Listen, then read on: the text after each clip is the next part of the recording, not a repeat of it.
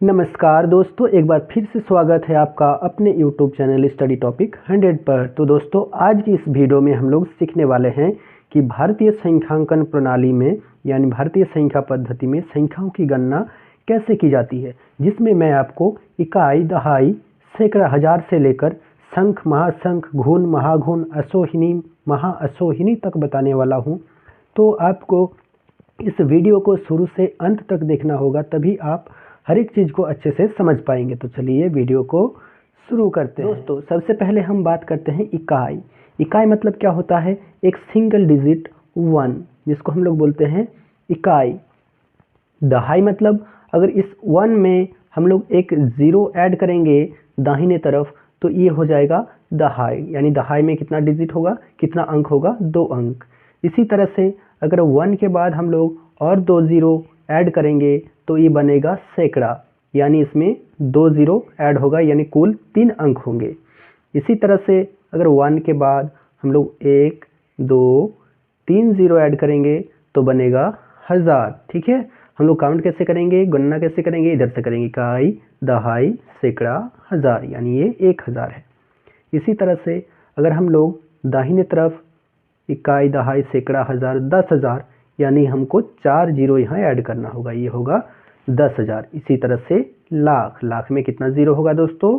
5 0। ठीक है, 1 2 3 4 5 0, ये हो गया लाख तक। चलिए आगे के बारे में समझते हैं। तो चलिए, लाख के बाद आता है 10 लाख, यानी इसमें 1 0 और बढ़ जाएगा, इसमें हो जाएगा 6 0। ठीक है, 1 2 3 4 5 और ये आपका 6 0 हो गया। इसको हम लोग बोलेंगे 10 लाख। अब करोड़ किसे कहते हैं दोस्तों? करोड़ में और 1 0 अगर हम लोग बढ़ा देंगे तो ये हो जाएगा करोड़। 1 2 3 4 5 6 7। ठीक है, 7 0 में कितना हो जाएगा? 1 करोड़। इसी तरह से 10 करोड़ क्या होगा? उसमें 8 0 आपको लगाना पड़ेगा। 1 2 3 4 5 6 7 8, ये हो गया आपका 10 करोड़। 10 करोड़ के बाद क्या आएगा? अरब। ठीक है, 1 अरब, यानी इसमें आपका 1 0 और बढ़ जाएगा। यानी पहले कितना 0 था? 3 3 6 2 8, अब हो जाएगा आपका 9। 1 2 3 4 5 6 7 8 9 0, ये हो जाएगा 1 अरब। इसके बाद अगर 10 0 हम लोग लगा देंगे तो उसको बोलेंगे 10 अरब। ठीक है, 3 0। देखिए, इस तरह से बहुत आसान तरीके से आप कर सकते हैं। ठीक है, कोई आपको परेशानी नहीं होने वाली है।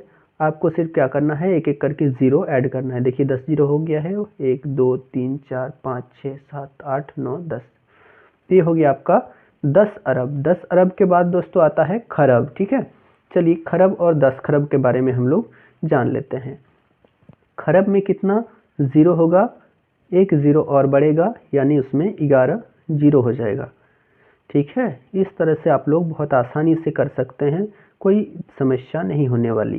देखिए 1 2 3 4 5 6 7 8 9 10 11। ठीक है, पहले कितना था? 1 2 3 4 5 6 7 8 9 10, यहाँ 11 हो गया।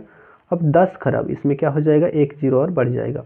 1 2 3 4 5 6 7 8 9 10 11 12, देखिए इसमें 12 0 हो गया। ठीक है, इस तरह से लिख सकते हैं। चलिए अब आगे के बारे में समझते हैं। चलिए, तो उसके बाद दोस्तों क्या आता है? 10 खरब के बाद आपका आ जाएगा नील। ठीक है, नील के बाद 10 नील, पदम, महापदम, इस तरह से आगे संख्याएं बढ़ती रहती है।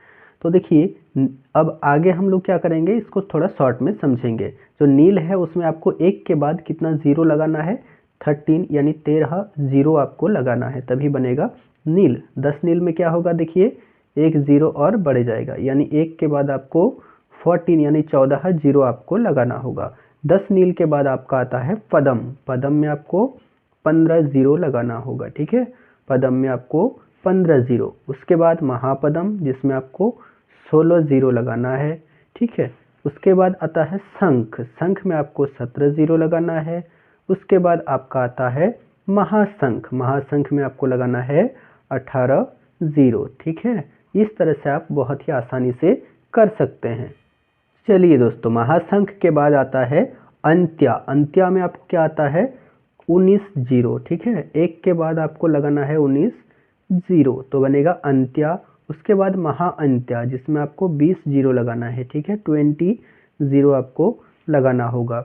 उसके बाद आता है महाअंत्या के बाद मध्या। मध्या में आपको 21 जीरो लगाना है। कितना जीरो लगाना है 21 जीरो। ठीक है, उसके बाद महामध्या। महामध्या में आपको क्या लगाना है 21 जीरो के बाद आपका 22 जीरो आपको लगाना है। ठीक है, 22 जीरो में आपका बनेगा महामध्या। महामध्या के बाद पारद। पारद में आपको क्या करना है 23 जीरो लगाना है। पारद के बाद आपका आता है महापारद। महापारद में आपको लगाना है 24 जीरो। ठीक है, तब आपका बन जाएगा महापारद।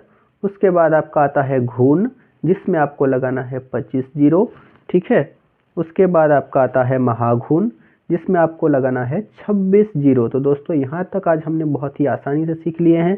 इसके बाद महाघून के बाद आता है असोहिनी और महाअसोहिनी जिसमें आपको 27 और 28 जीरो लगाना पड़ेगा। तो आशा करते हैं कि आप बहुत अच्छी तरह से समझ गए होंगे और आपको वीडियो पसंद आया होगा।